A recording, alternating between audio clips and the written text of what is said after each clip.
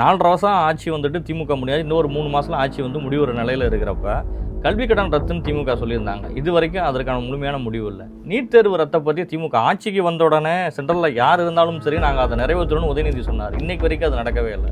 மகளிர் உரிமை தொகை லேட்டாக கொடுத்தாங்க, பொங்கலுக்கு இப்போ 3000 ரூபாய் கொடுக்குறாங்க. இதை மட்டும் கொடுத்துட்டா மக்களை வந்துட்டு பணத்தை கொடுத்துட்டு வாக்குகளை விலைக்கு வாங்கலாங்கிற மாதிரி தானே இருக்குது. பீகாரை பார்த்து சொன்னாங்க 10,000 ரூபா அக்கௌண்ட்டில் போடுறாங்கன்னு சொன்னாங்க. அப்போ தமிழ்நாடு அரசியல் பொங்கலுக்கு கொடுக்குற 3000 ரூபாயும் அந்த பேசிஸில் தானே போகும்.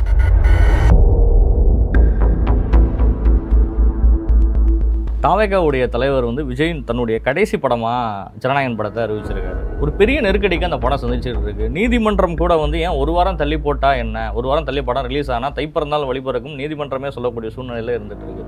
விஜய்க்கு கொடுக்கப்படும் அதிகமான நெருக்கடி ஒன்று கரூர் பிரச்சனைக்கு அப்புறம் மாநில அரசால் ஏற்பட்ட ஒரு நெருக்கடி, தற்போது மத்திய அரசால் ஏற்படக்கூடிய ஒரு நெருக்கடி.